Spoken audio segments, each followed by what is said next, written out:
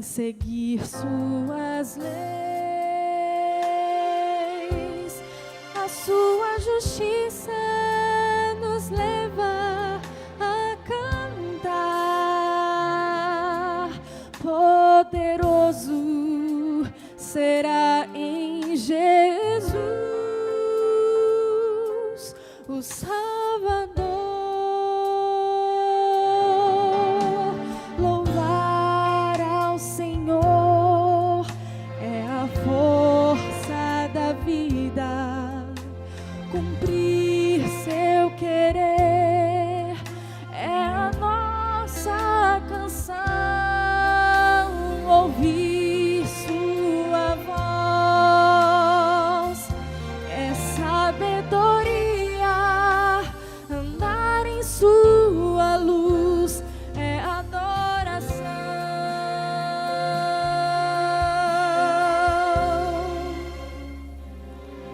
Deus ergue o humilde e o faz prosperar. Dá força ao cansado que sonha em crescer. A sua justiça nos leva a cantar. Louvai ao Senhor, Ele é grande em poder. Louvar ao Senhor é a força da vida. Cumprir seu querer é a nossa canção. Ouvir sua voz é sabedoria. Andar em sua luz é adoração. As obras de Deus são de paz e verdade. Sua graça é fiel, Ele é Salvador. Viver no Senhor é felicidade. A Deus seja a glória.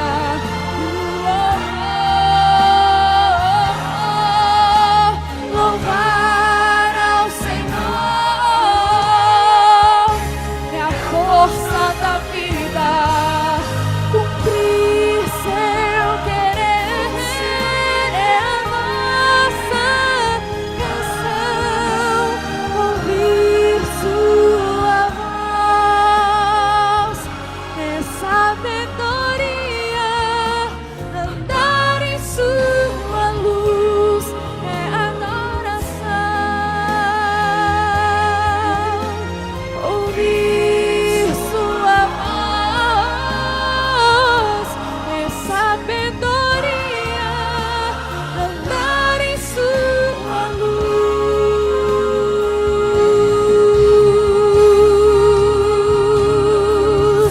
é adoração.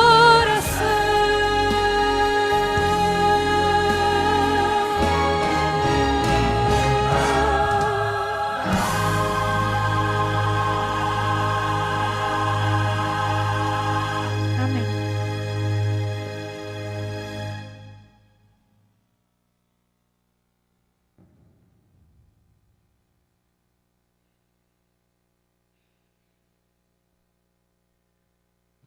Bom dia a todos. Eu falei com eles que eles podem descer. Nós vamos conversar um pouquinho. Para quem não me conhece, eu sou o Alexandre. Aquele que falou é o Antônio Rios, é ancião da nossa igreja. E quem fez a oração intercessória é o Vitor, também um membro atuante aqui na nossa igreja. Sejam todos muito bem-vindos. Estou muito feliz aqui em estar com vocês. Embora seja uma incoerência um homem com cabelos brancos estar num mês jovem pregando aqui à frente, eu quero dizer a vocês que é com muita satisfação que eu estou aqui e eu quero pedir que Deus esteja aqui conosco. Eu vejo alguns rostos diferentes. Eu vejo a Denise. Tudo bem? Denise, nós trabalhamos juntos no Silvestre. Denise é uma excelente nutricionista. Ela foi minha nutricionista lá. E antes que alguém pense, ela é excelente nutricionista. O paciente é que não toma jeito, tá? Então, não pare nenhuma dúvida sobre a capacidade da Denise. Eu vejo outras pessoas aqui também. E temos os nossos irmãos que possivelmente estão nos assistindo pela internet. Que Deus esteja com todos vocês e que Ele continue nos abençoando. A mensagem de hoje nós vamos basicamente transitar pelo livro de 1 Reis. Vamos aprender um pouquinho. Não abra o livro lá ainda, porque nós vamos ler uma outra passagem. Nós vamos tentar analisar algumas reações humanas em que provavelmente muitos aqui já passou por esse tipo de dilema ou já teve uma atitude parecida com essa. A revista Seleções, de 2013, contou a história relatada por um soldado que participou da captura de Osama Bin Laden. E a história é relatada dizendo que Osama Bin Laden vivia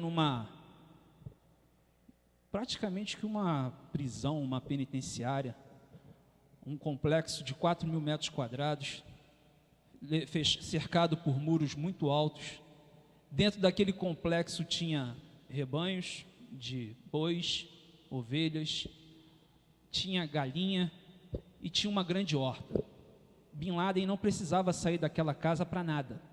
Tanto ele como sua família e todo aquele aparato que ele tinha de segurança ficavam ali dentro e ninguém precisava ir lá fora por questões de segurança.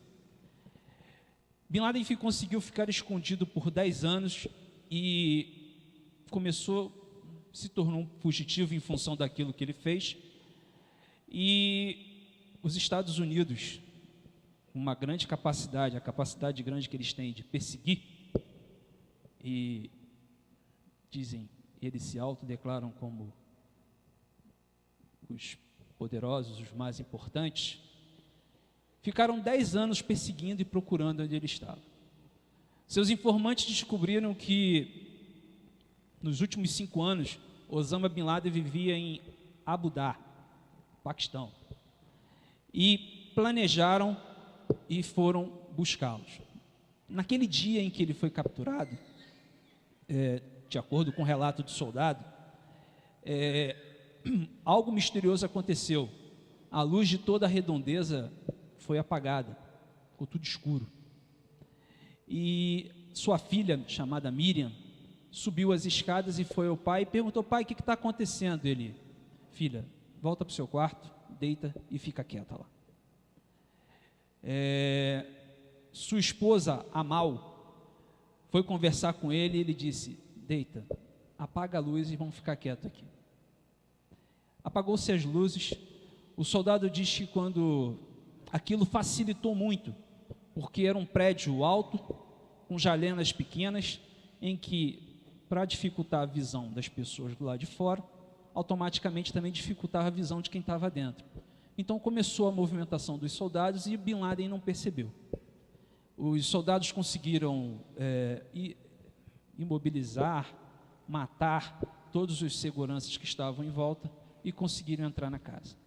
O soldado disse que a casa dele, no seu quarto, tinham várias prateleiras. Essas prateleiras eram cheias de armas, fuzis, mas Bin Laden não pôs a mão em nenhuma arma. Estava ali deitada e foi inutilizado e morto. O soldado disse: olha, sinceramente nós não entendemos. Dava a impressão que ele estava cansado de fugir. E ele, com isso, ficou até satisfeito e feliz. Acabou, cansei, não aguento mais fugir. A Bíblia também relata e ele nos inclui nesse rol, de pessoas que de alguma forma tentamos fugir de Deus. Abra sua Bíblia em Salmos.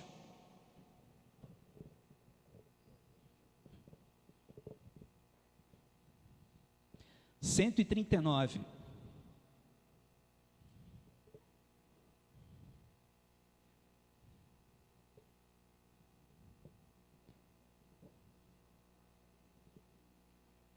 Deixa eu acompanhar com a minha tradução aqui. Salmos 139.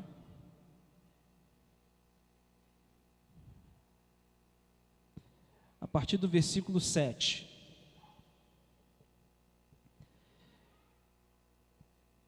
Diz a palavra de Deus, o profeta Davi dizendo: para onde me ausentarei do teu espírito? Para onde fugirei da tua face? Se suba aos céus, o quê? Se faça minha cama no mais profundo abismo, se tomo as asas da alvorada e me detenho nos confins dos mares, ainda lá me haverá de guiar o quê? E a tua destra o quê? Se eu digo, as trevas com efeito me encobrirão, e a luz ao redor de mim se fará noite, até as próprias trevas não te serão escuras. As trevas e a luz são a mesma coisa. Então, de acordo com Davi, é impossível se esconder de Deus. Mas algumas pessoas, e a gente vai estudar uma delas, no relato bíblico, tentaram se esconder de Deus, de alguma forma. Aí sim, vamos lá para 1 Reis. Nós vamos ser apresentados em 1 Reis ao profeta Elias. E para a gente chegar no ponto principal do sermão de hoje, a gente vai ter que retratar um pouquinho da história. E a gente vai ter que voltar para entender alguns fatos que culminaram com a chegada de Elias e tudo o que aconteceu na vida dele. Por cerca de 100 anos, os israelitas, eles foram governados por 3 reis: Saul, Davi e Salomão. Esses reis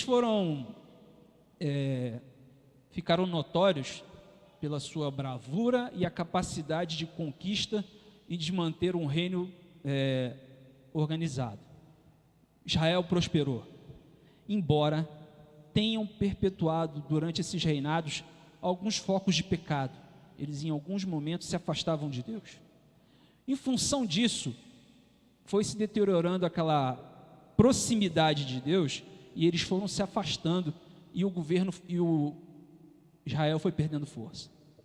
Passado esses 3 governos, entrou Israel numa guerra civil muito forte. E essa guerra civil fez com que o país se dividisse em 2. Alguém aqui já ouviu falar em Reino do Norte e Reino do Sul? O Reino do Norte tinha sua capital em Samaria, o Reino do Sul em Jerusalém. Nós vamos focar a nossa história hoje mais no Reino do Norte. Depois dessa divisão, passaram-se 19 reis. Todos esses 19 reis pecaram e desagradaram muito ao Senhor.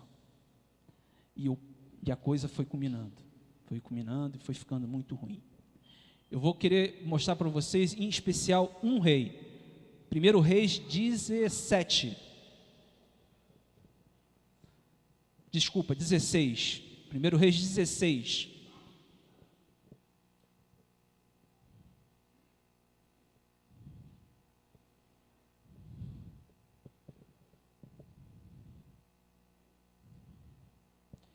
A partir do versículo 29. 29. Opa, peraí, eu que estou na página errada. 1 Reis 16, a partir do versículo 29. Acabe, filho de Onri, começou a reinar sobre Israel no ano 38º de Asa, rei de Judá, e reinou Acabe, filho de Onri, sobre Israel em Samaria 22 anos.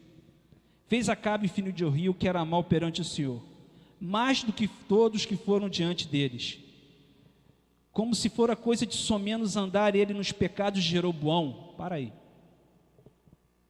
O que Jeroboão fez?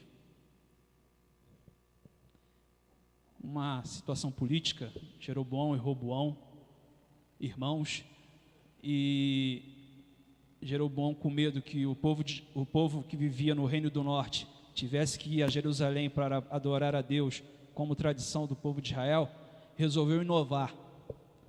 Vou criar um templo aqui no reino do norte, vou fazer aqui foi lá e fez 2 bezerros de ouro, e disse aqui, ó, esse aqui é o Deus que tirou vocês do Egito, e vocês podem adorar eles aqui, porque Ele vai cuidar de vocês.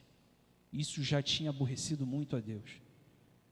Só que Acabe fez pior, continua no texto.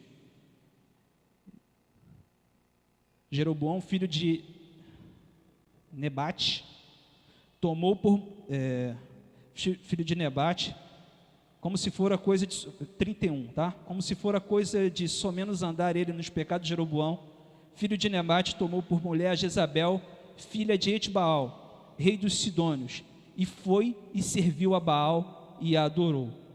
Levantou um altar a Baal na casa de Baal que edificara em Samaria.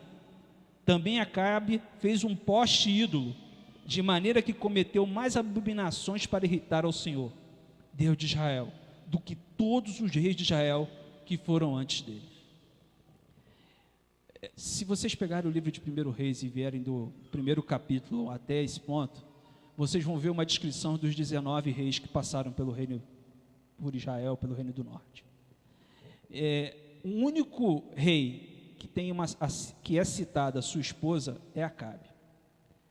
Tem 2 motivos aí que a gente imagina para isso. Primeiro, quem governava Israel não era Acabe.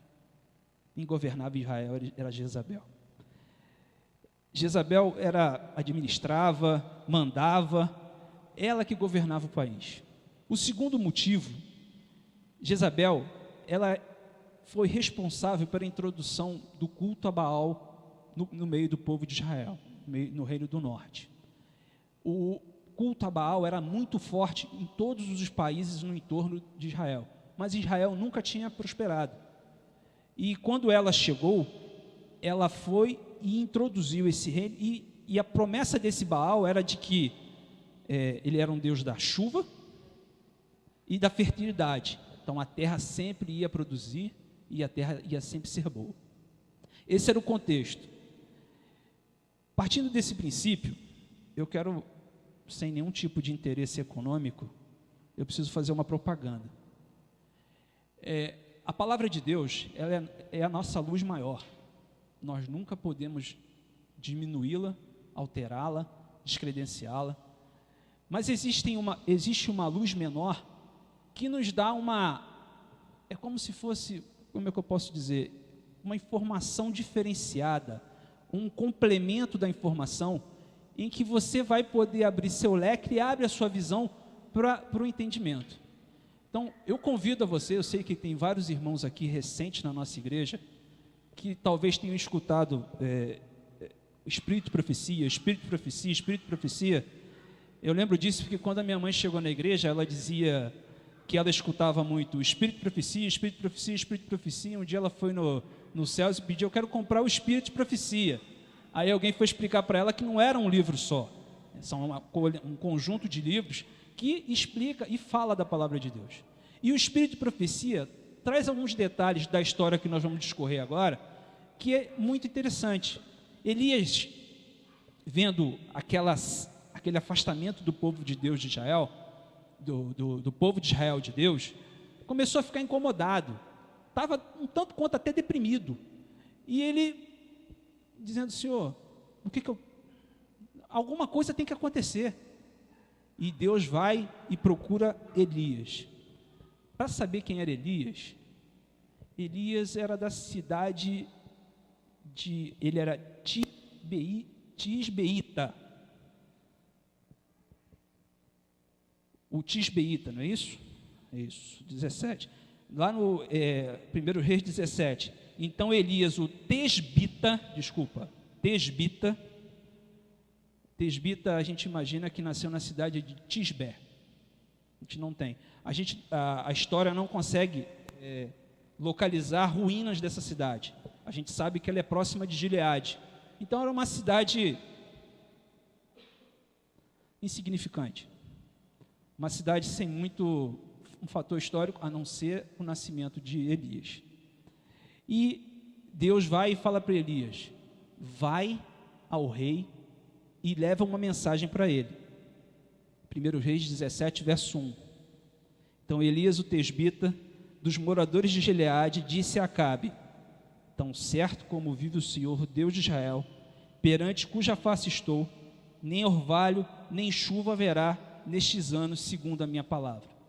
O Espírito de Profecia diz que Elias era uma pessoa de personalidade forte, e ele se dirige ao palácio do rei, e ele entra pelo palácio como se ninguém o percebesse, entra com um rompante, chega lá e descarrega tudo na frente do rei. Olha, pelos seus pecados vai acontecer isso, isso, isso, e não vai chover. E da mesma forma que ele fala, ele sai e vai embora, orientado por Deus.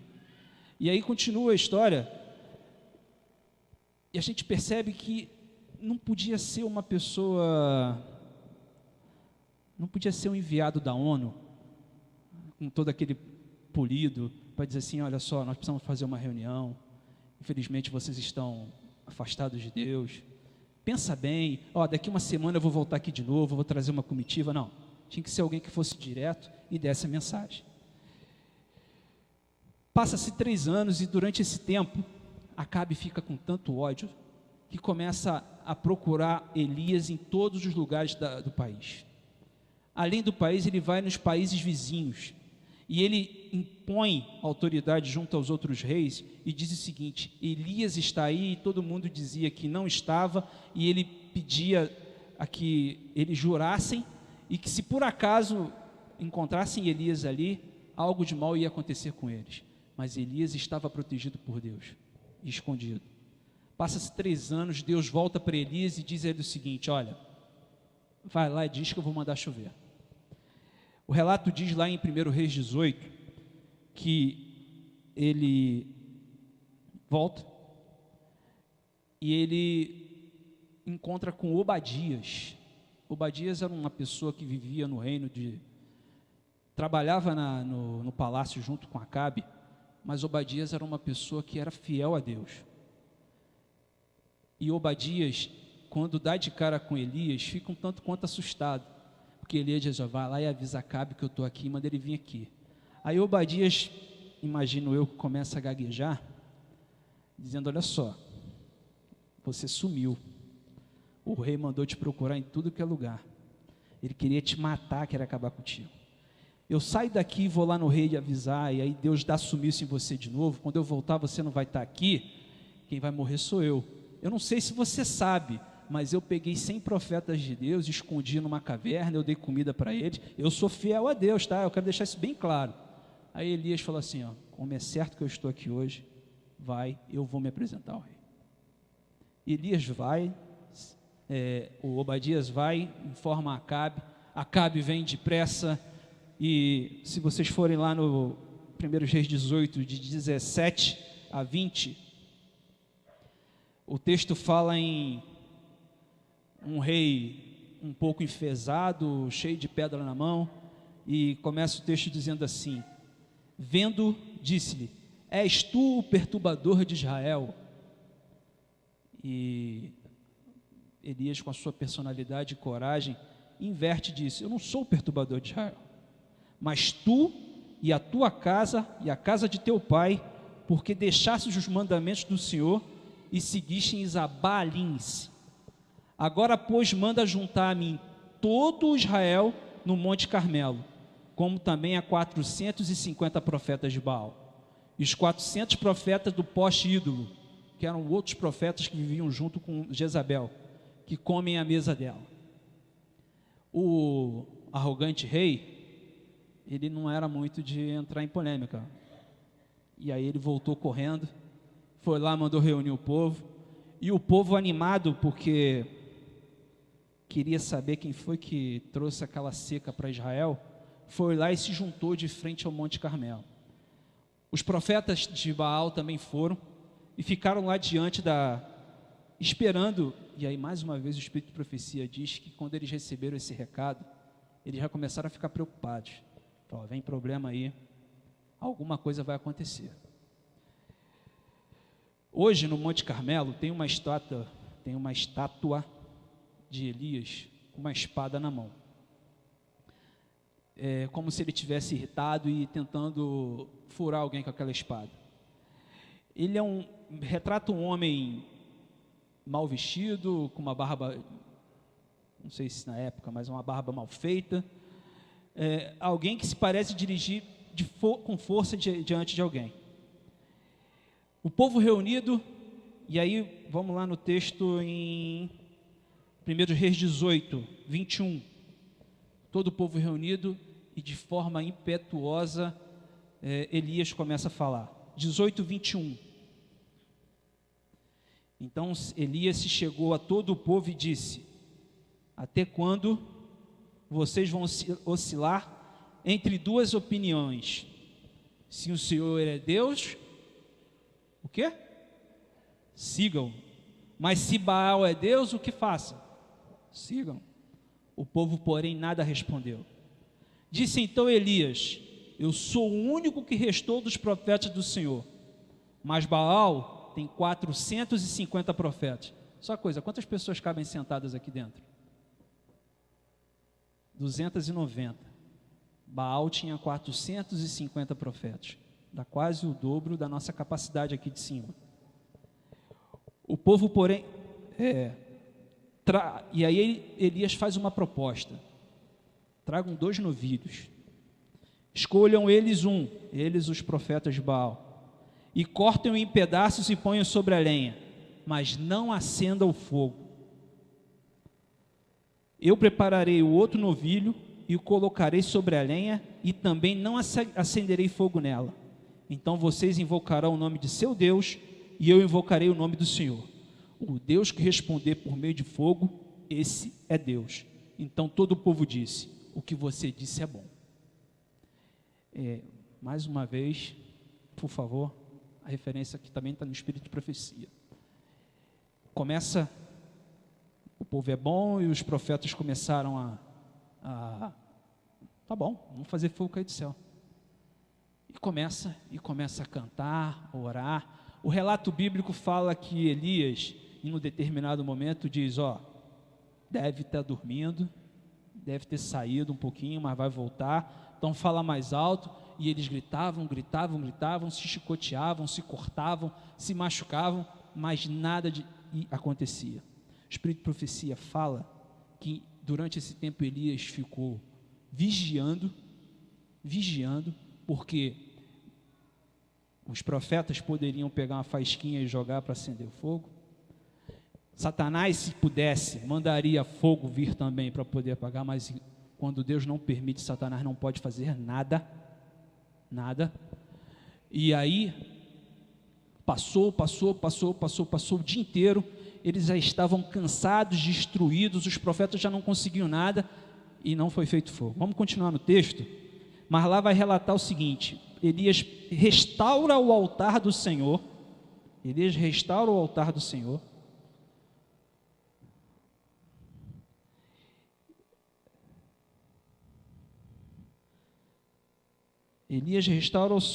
Senhor, coloca a lenha e o cordeiro em cima desse altar, cava uma vala no entorno do altar e joga água em cima. Molha. Ele molhou tanto o altar, o novilho, os pedaços da carne, que até a canaleta no entorno do altar ficou cheia d'água. Elias apenas faz uma pequena oração. E quando ele termina essa oração, o que acontece? Cai fogo do céu e consome tudo. Aqueles profetas de Baal ficaram com tanto ódio, mas com tanto ódio de Elias, que se pudesse o matariam. Por ordem de Deus, Deus os orienta e ele fala ao povo: peguem todos os profetas de Baal, levem-nos, prendam e depois os matem. Se a gente parar essa história aqui, a gente vai ficar aqui com o perfil de Elias como uma pessoa com ímpeto, poder de Deus. Imagino que algumas mães aqui diziam assim: esse é o esposo que eu desejo para minhas filhas. Seria tudo isso. Mas tem um outro lado da história que eu queria continuar com vocês. Satanás, uma coisa que a gente precisa aprender é que o inimigo tem verdadeiro ódio das pessoas que fazem alguma coisa por Deus. E ele conhece o ponto fraco de cada um aqui. Ele conhece os meus pontos fracos, conhece os pontos fracos de vocês, e ele trabalha com emboscadas para poder te derrubar. Vamos lá no 1 Reis 19, de 1 a 3. Passado aquele fato maravilhoso,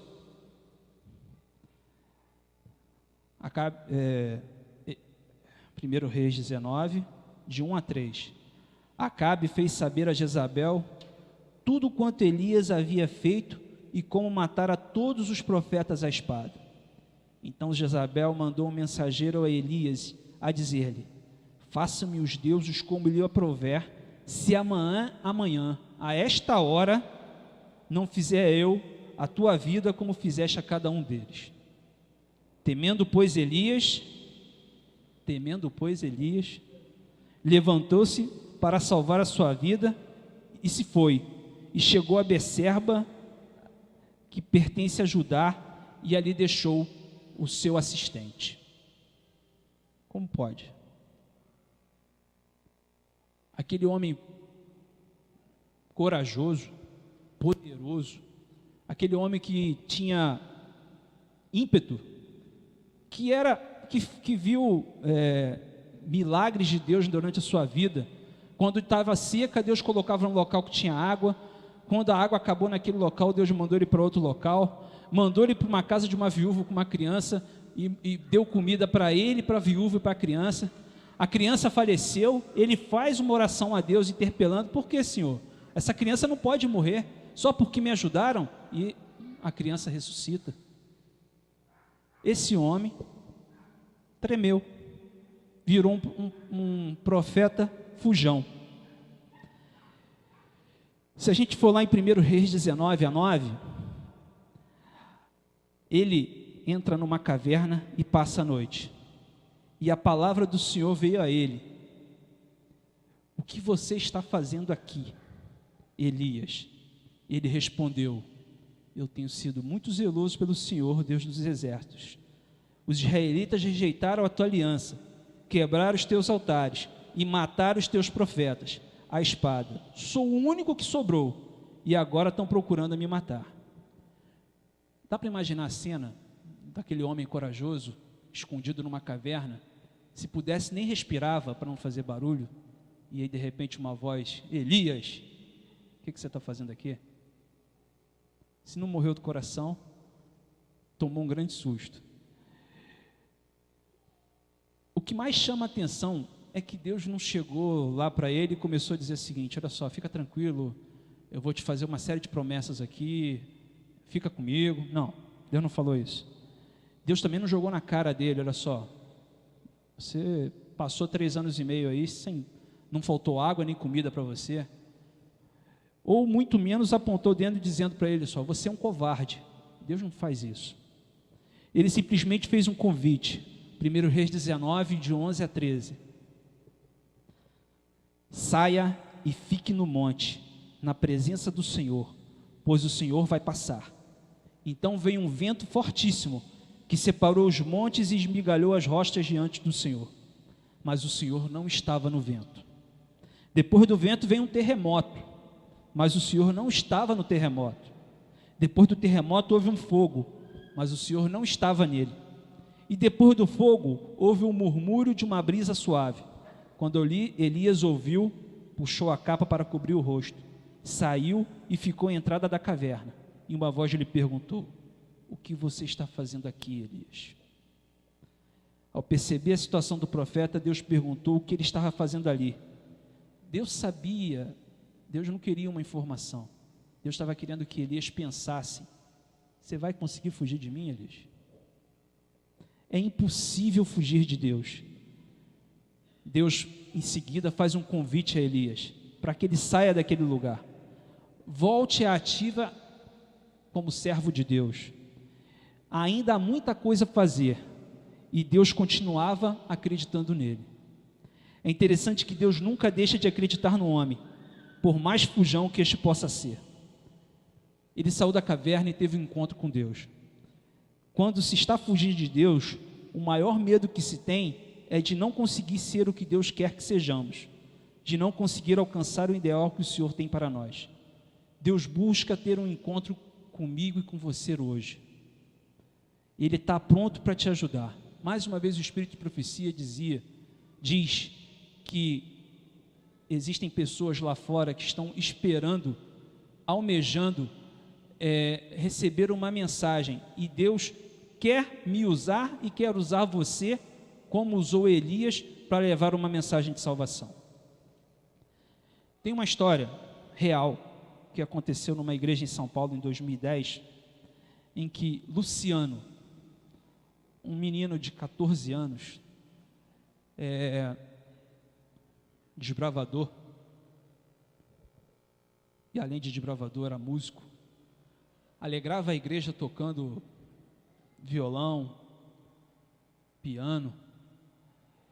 Um belo dia teve a sua vida totalmente transformada.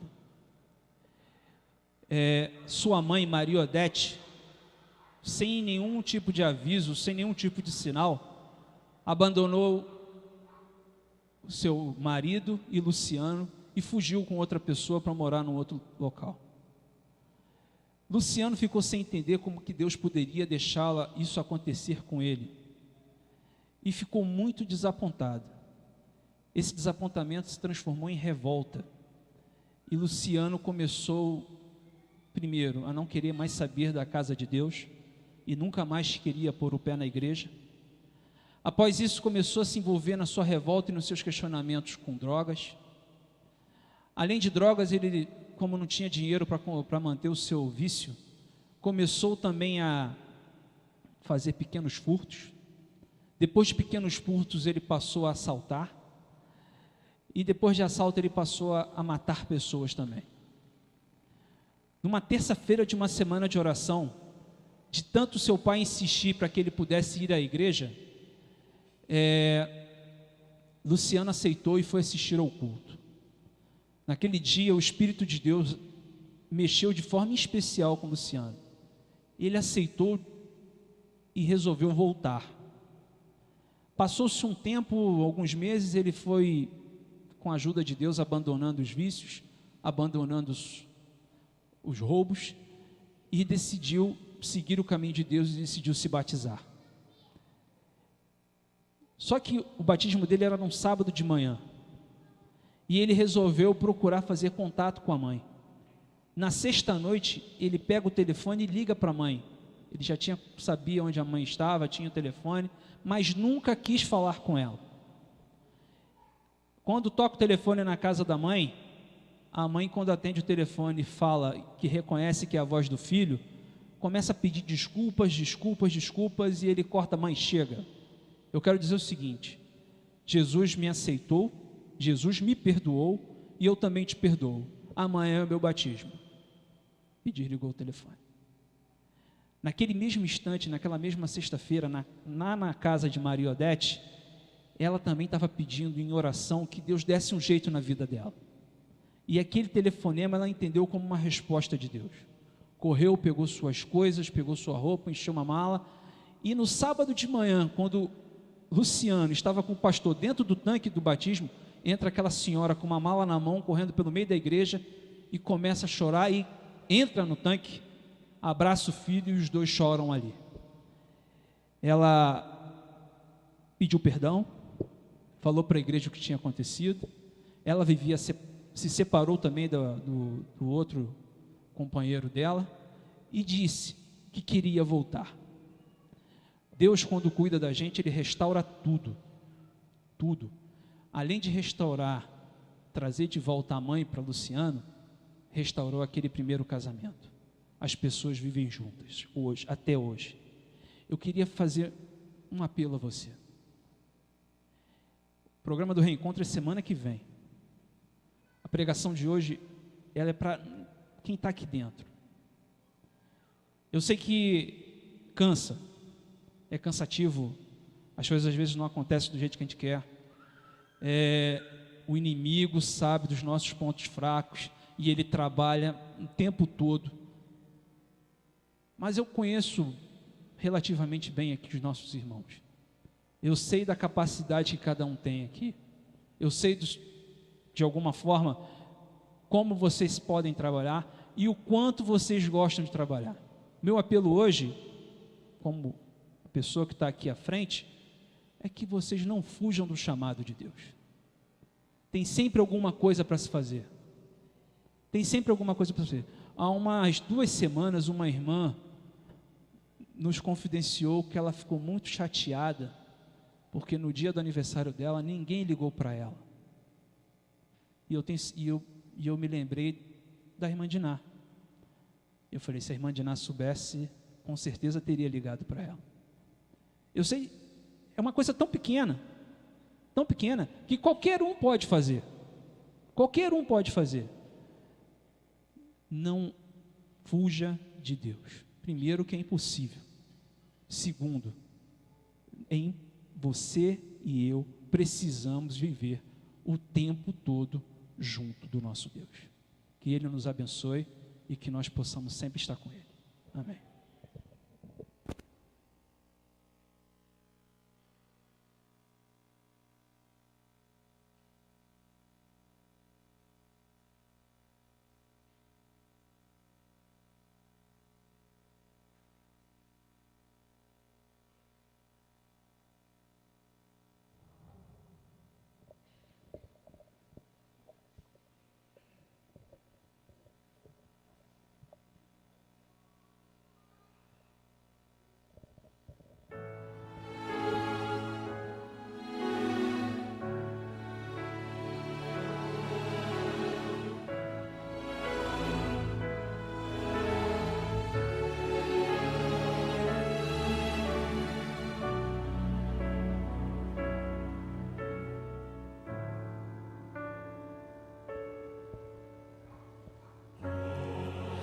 Quando a vida é difícil demais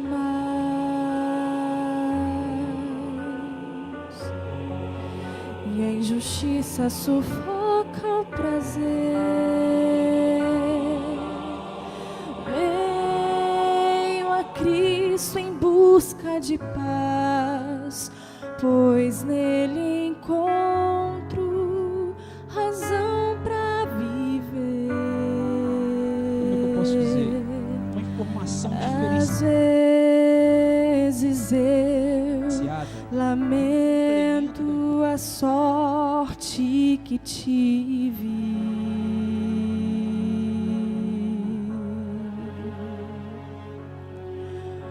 pois vivo em lutas, dores e guerras,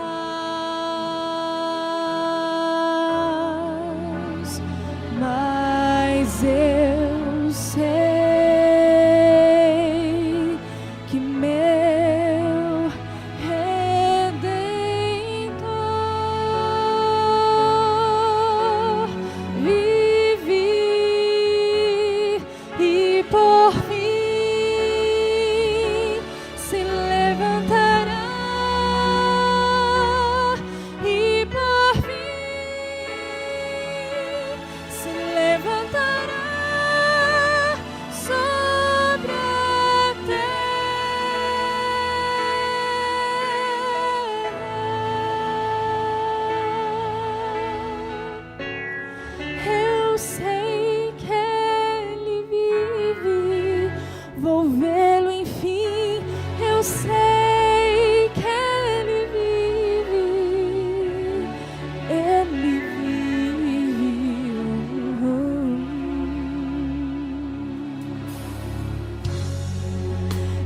estou que verei ao meu Deus.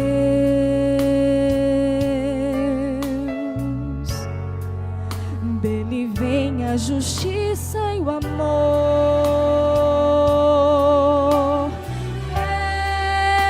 pela graça que Ele nos deu.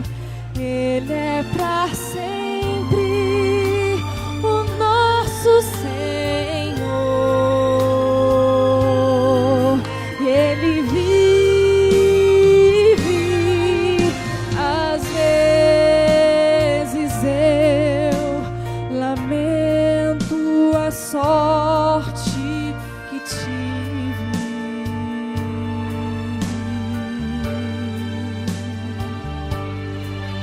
pois vivo em lutas,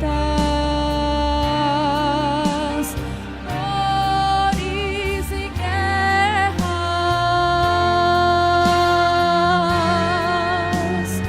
mas eu sei que meu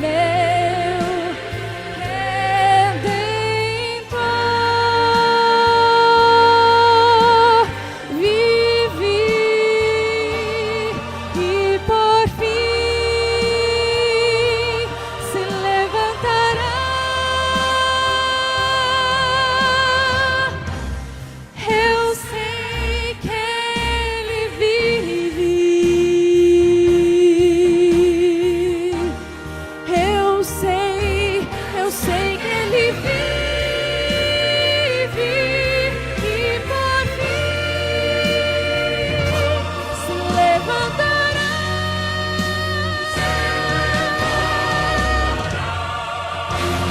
sobre a